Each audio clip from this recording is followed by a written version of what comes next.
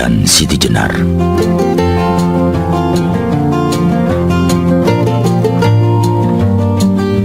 Kita perlu mencermati dengan pemikiran jernih dari sebuah misteri masa lalu yang kita ketahui sekarang, apalagi hal yang belum terungkap dari perjalanan masalah masa lalu. Bagi orang-orang masa kini, kita harus bisa membedakan antara pengetahuan dan keyakinan. Pengetahuan adalah berbagai gejala yang ditemui dan diperoleh manusia melalui pengamatan akal. Pengetahuan muncul ketika seseorang menggunakan akal budinya untuk mengenali kejadian tertentu yang belum pernah diketahui sebelumnya.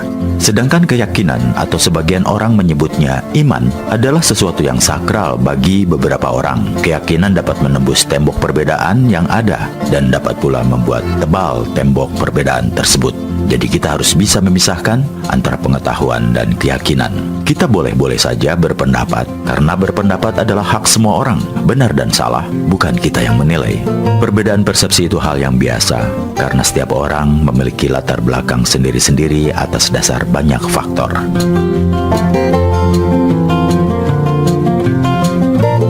Seperti juga banyak cerita tentang Al-Halaj dan Siti Jenar.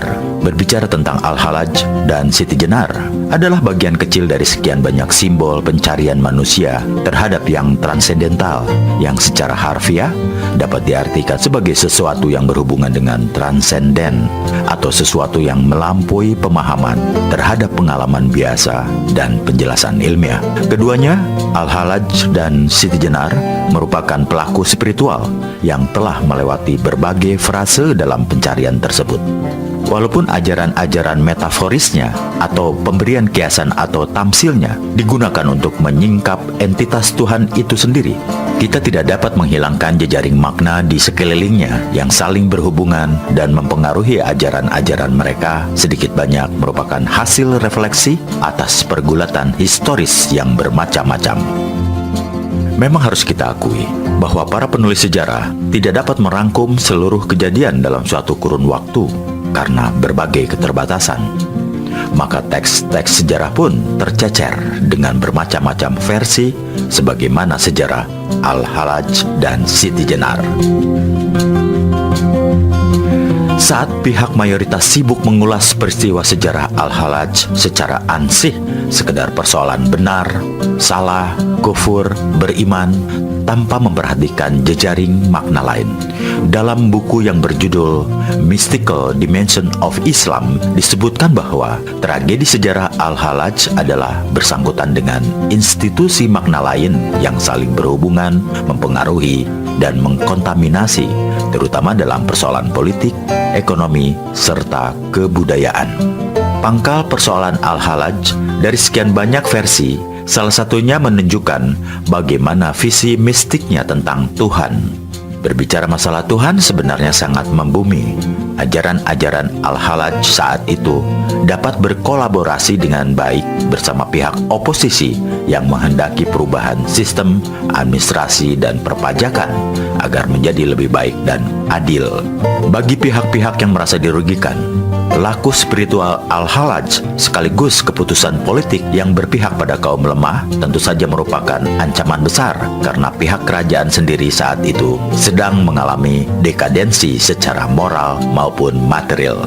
Ide-ide Al-Halaj dikhawatirkan memicu kebangkitan spiritual masyarakat sehingga dapat membalikan struktur sosial politik pemerintahan saat itu, karena ia telah mengajarkan kepada setiap umat sebuah pengetahuan untuk menyikap tabir penyucian diri agar terhindar dari perilaku taklid buta. Kondisi yang rentan dimanfaatkan oleh penguasa ketika perilaku dogmatis bersarang dalam kesadaran rakyat, sebagaimana Hasan Hanafi yang pernah mengingatkan dalam mukadimah karyanya, kekuasaan akan semakin kokoh pada rakyat yang bodoh dan ketakutan akan meluas pada rakyat yang patuh, sebab kebodohan membawa kepada ketaatan, sedangkan pengetahuan melahirkan revolusi.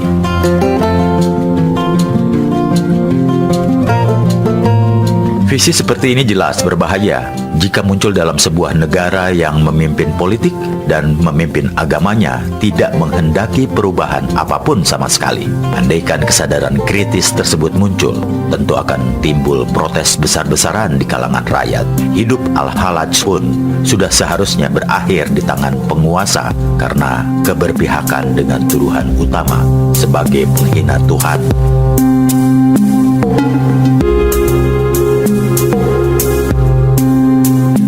Tidak jauh berbeda dengan Al-Hallaj, tragedi di balik sejarah Siti Jenar pada dasarnya juga dapat dikatakan dalam kerangka mistik progresif.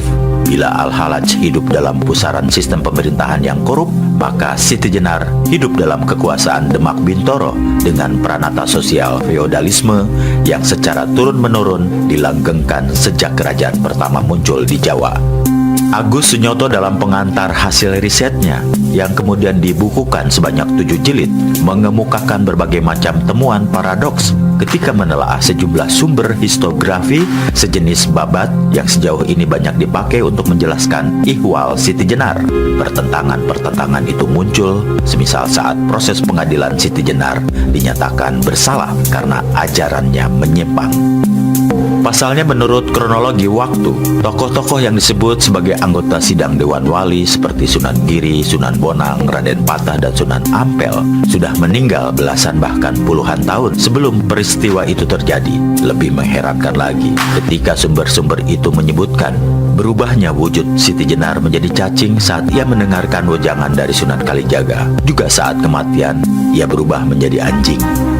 Berbekal pendekatan Verstehen disertai metode kualitatif, Agus Sunyoto selanjutnya melakukan penggalian data kepada para guru tarekat Akmaliyah yang dinisbatkan kepada ajaran Siti Jenar, yang diam-diam masih dianut masyarakat di Cirebon, Jawa Tengah, dan Jawa Timur. Ia juga memaparkan bahwa kontroversi Siti Jenar dalam histografi ternyata tidak dijumpai pada naskah kuno asal Cirebon, seperti Negara Kertabumi, Pustaka Raja-Raja di Bumi Nusantara, Purwaka Caruban Nagari, dan Babat Cirebon. Melalui para guru tarekat Akmaliyah serta sumber-sumber histografi asal Cirebon, ditambah sumber naskah dari Banten, sejarah Banten, ia memperoleh perspektif yang bertolak belakang dengan stigma yang berlaku atas tokoh kontroversial tersebut. Misalnya dalam jilid ketiga, hasil risetnya Agus Sunyoto justru menyandangkan atribut sang pembaharu pada sosok Siti Jenar sepulangnya dari menuntut ilmu di negeri Baghdad karena ia menghendaki suatu perubahan. Semangat pembaharuan Siti Jenar sendiri bertolak dari kesadaran spiritualnya, di mana kedudukan spiritual tertinggi tidak akan dicapai jika seseorang tidak memiliki kepedulian terhadap kehidupan masyarakat yang sedang terjebak dalam kebodohan, tidak memiliki semangat untuk membebaskan kaum tertindas, tidak terketuk hatinya untuk membebaskan para budak dari mata rantai perbudakan, atau tidak memiliki peran apapun bagi terciptanya suatu perubahan dinamika kehidupan. Pembaharuan yang pernah dicita-citakan oleh Nabi Muhammad SAW ratusan abad lalu ketika muncul utusan di tengah peradaban jahiliyah. Pandangan tersebut kemudian dimulai oleh Siti Jenar dengan merombak tatanan sosial di sekitarnya, seperti saat ia menggantikan konsep Kaula Gusti menjadi sistem kemasyarakatan dengan menjadikan gagasan tentang umat sebagai poros, sebuah cita-cita tatanan baru atas sekumpulan manusia di suatu tempat yang berasal dari berbagai latar belakang kehidupan yang melakukan kerjasama untuk mencapai tujuan yang mereka harapkan dan disepakati bersama-sama menempatkan setiap individu pada derajat yang sama dan memiliki hak-hak dasar yang tidak dapat diganggu oleh siapapun. Dari semangat itu pula, Siti Jenar melakukan penyadaran kepada rakyat dengan menawarkan sistem pendidikan emansipatif di Padepokan Giri Amparan Jati. Bagi Siti Jenar, institusi pendidikan tidaklah dibenarkan bila hanya diperuntukkan bagi anak-anak pejabat dan kaum bangsawan berdarah biru saja. Menurutnya, kaum-kaum kaula, anak para petani, nelayan, dan bahkan kuli-kuli miskin sekalipun juga berhak atas pendidikan yang setara karena manusia dengan sesamanya adalah sederajat. Puncak cita-cita pembebasan Siti Jenar pada akhirnya muncul dalam suatu khotbah saat ia menyampaikan kepada para pengikutnya tentang fitrah manusia sebagai makhluk merdeka. Maka tidak benar bila ada manusia digolongkan sebagai kawula dan sebagian yang lain digolongkan sebagai gusti yang sah untuk disembah dan boleh berbuat semena-mena terhadap sesama. Dengan ajaran metaforisnya tentang manunggaling kawula gusti atau menyatunya kawula dan gusti itu, ia kritik tatanan hierarki peradaban masa lalu yang timpang, tembok-tembok imajinatif yang membatasi kelas sosial, kawula dengan kelas sosial ningrat priai itu ia tembus. Bahkan kelak, tiap-tiap manusia akan mempertanggungjawabkan segala perbuatan di hadapan Tuhannya tanpa memperdulikan status-status sosialnya.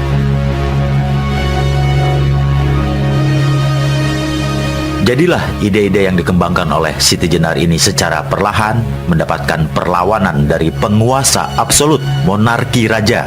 Karena dengan tawaran-tawaran Siti Jenar, hak-hak mutlak penguasa untuk mendapatkan kendali semakin jauh, meredup. Bersama dengan pihak-pihak pendukung status quo, akhirnya penguasa berhasil membungkam ajaran Siti Jenar beserta para pengikutnya. Baik Al-Hallaj maupun Siti Jenar, keduanya memiliki citra yang hampir sama. Masing-masing teks sejarah yang mengitari kedua sosok tersebut, seperti yang pernah dikatakan oleh beberapa penulis sejarah yang saling mendekonstruksi, mencemari dan mempengaruhi satu sama lain, sehingga bangunan teks sejarah atas mereka yang selama ini dianggap kokoh dan mampu berdiri sendiri juga harus roboh karena tidak dapat dipertahankan konsistensinya. Akibatnya, makna atas tragedi Al-Hallaj maupun Siti Jenar pun tidak dapat kita tentukan secara pasti. Teks-teks sejarah keduanya ketika disandingkan menunjukkan bahwa marginalisasi terhadap Al-Hallaj dan Siti Jenar adalah proses yang tidak konsisten. Dengan bacaan intertekstual, stigma kontroversial atas kedua tokoh tersebut pada gilirannya harus diturunkan dari panggung pembacaan untuk memberikan ruang bagi makna-makna lain yang terpinggirkan agar bisa tampil. Wajah mistisisme Islam yang selama ini dipahami sebagai refleksi transendental menuju langit pada gilirannya memiliki kesempatan untuk turun ke bumi. Nilai-nilai pembebasan dalam tubuh Islam mendapatkan bentuk materialnya pada ajaran-ajaran Al-Hallaj dan Siti Jenar, sebagaimana yang dicita-citakan bahwa terma-terma sakral yang umumnya berkaitan dengan ketuhanan yang sebelumnya dimaknai dengan sesuatu yang bertujuan untuk menunjukkan dan menjaga kesucian, kebesaran, serta kekuasaannya ditarik menjadi sebuah terma material dan duniawi. Karena itu apa yang dimaksud dengan tauhid misalnya bukan lagi konsep yang menegaskan keesaan Tuhan saja, tetapi lebih merupakan kesatuan pribadi manusia yang jauh dari watak dualistik seperti hipokrit, kemunafikan, atau oportunistik. Tauhid diwujudkan sebagai sebuah kesatuan kemanusiaan tanpa diskriminasi ras, tanpa pembedaan ekonomi, dan tanpa pembedaan kelas-kelas sosial. Pada akhirnya, sekaligus permulaan yang berkesinambungan tanpa ujung, upaya kita untuk meneguhkan makna peristiwa Al-Hallaj dan Siti Jenar akan selalu diintai oleh suatu makna berbeda dari yang ingin kita putuskan. Dalam peristiwa ini, yang kita lakukan hanyalah meminjamkan singgasana makna untuk pembebasan yang sebelumnya dianeksasi oleh makna lain, sembari menunggu makna baru. Pergantian perspektif akan terjadi terus-menerus di tengah-tengah dunia yang banal dengan klaim kebenaran.